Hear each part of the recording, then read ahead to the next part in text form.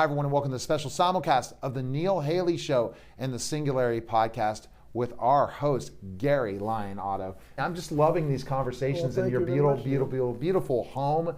Guys, at one point it's going to be a museum, right? People are going to get to enjoy it. I'm going to tell you, it's an honor to be with you. You've interviewed some of the most interesting people in the world. It's an honor just to be part of your program. I appreciate that. Thank you. But did I talk about at one point your home will be a museum? When we pass, we're going to live in here until we pass. Oh, then no, we don't want you leaving, so you'll be living a long time. So maybe I will be the curator of that museum at one point in time. I want you to come, I'm already putting it on there, telling the universe that's what's going to happen. But you'll be living probably another 50 years, so we'll see. Because again, that's the other thing. We're going to be living a lot longer with AI. That's something to talk about. That's going to be an ethical consideration with God, because what if we program and people, and remember there was a show on Netflix involving like sleeves and stuff. I forget the name of it, but it literally, they had 7 lives to die. And the rich kept living because they had a robot part of their bodies to keep living with their soul. And they would just take another body and then take another body, and the rich, I have to figure out what the name of it is. But let's go. Our topic today is ethical considerations in the podcast Singularity.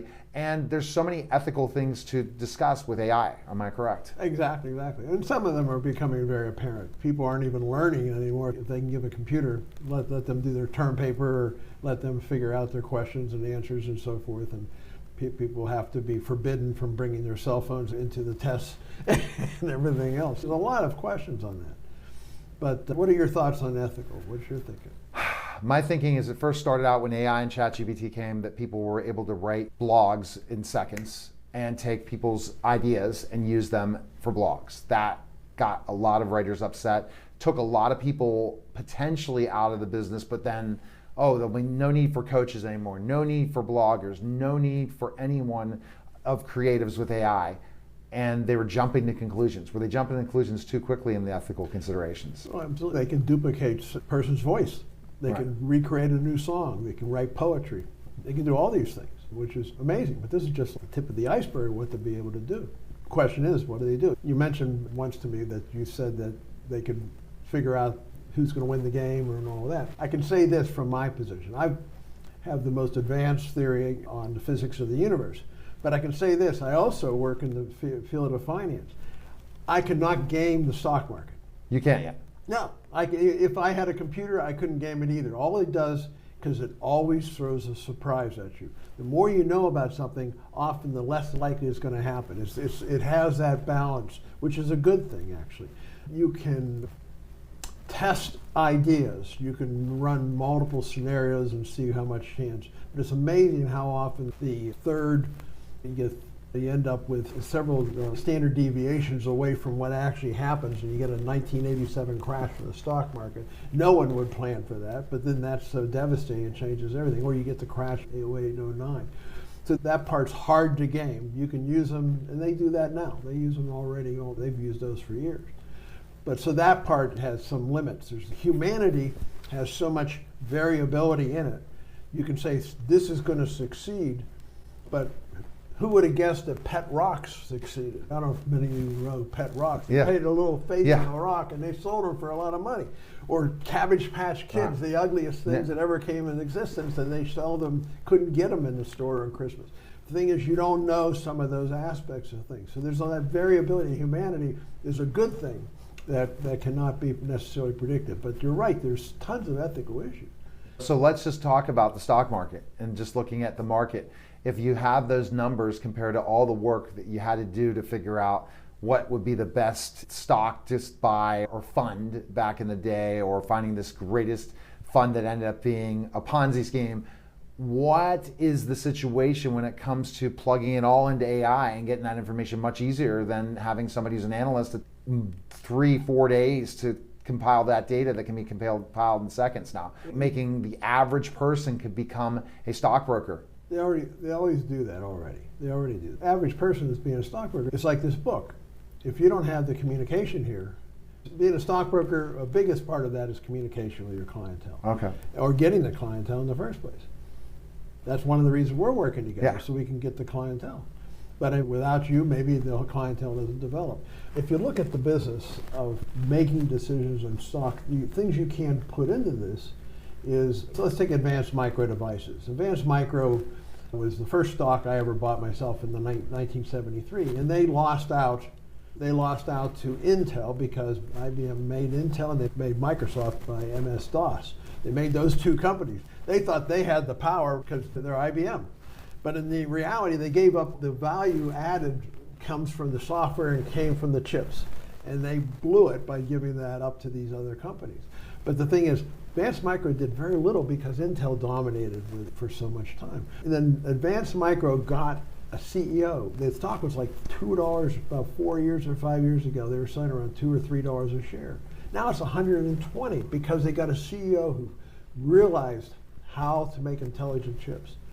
And they're phenomenally successful. But the thing is, you can't program that. You can't figure that out in a program. You can't say this person's going to succeed, this one isn't. So you don't know that variable. Okay, so there's so much AI error or human error when it comes to figuring out financials. Exactly. There's human variability. Human variability is what becomes popular. Right now, AI is so popular. Therefore, all those stocks have gone crazy. The lead one would be NVIDIA because they have the highest end chips and they pay a premium for those chips. But what happens to NVIDIA if Taiwan's taken over? Because most of their chips are made in Taiwan. I don't know. And AI could never predict that because that would be the news. You don't know. One situation like an invasion of some sort changes the whole game, or the stock market crash where you couldn't predict that.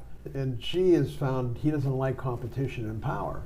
So he's taken they had something like Tencent, and also they've had major companies that have become huge in China.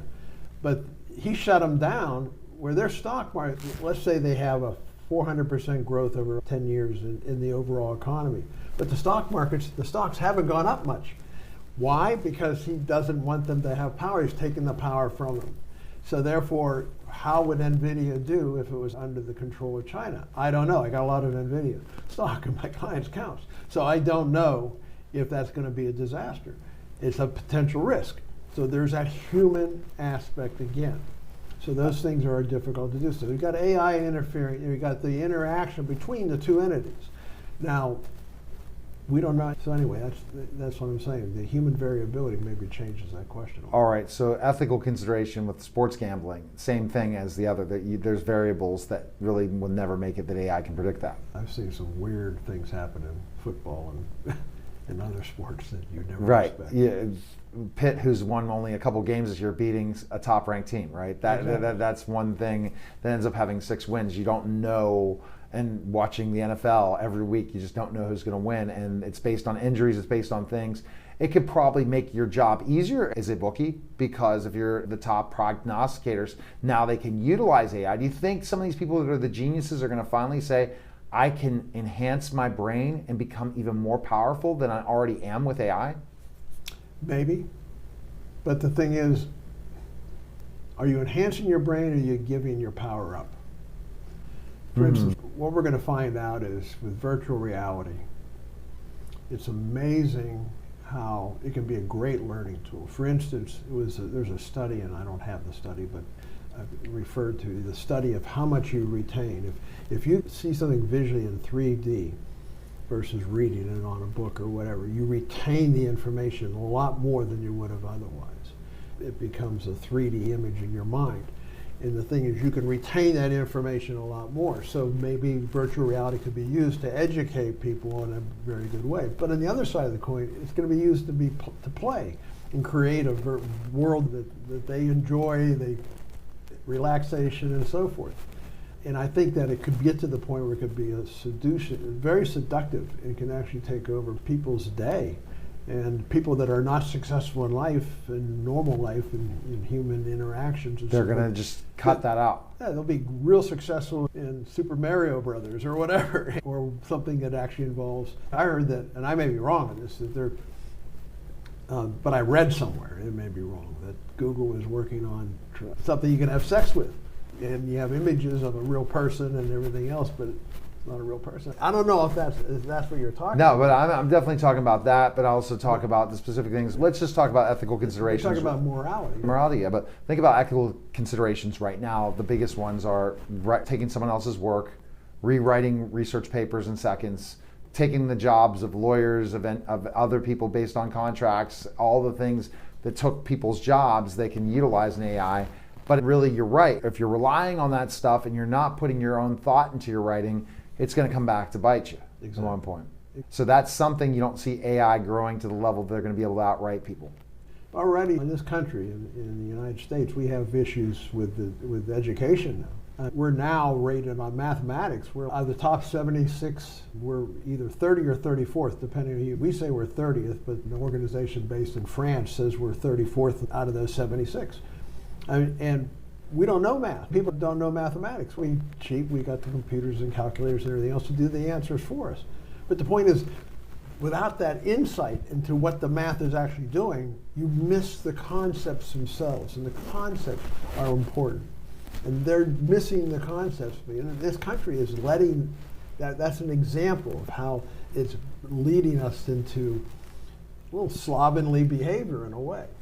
Now, you and we're driven by our own motivation, but some people aren't. And if they're not driven by your own motivation, you're going to say, I want to get beyond that. I want to see what's behind the numbers. And the mistake also is people that are driven themselves but yet want to ignore AI. That's the biggest mistake in the world. You can't do that either. You can't. You have to learn it. You have to learn technology and the next level things, or we'll be taken over.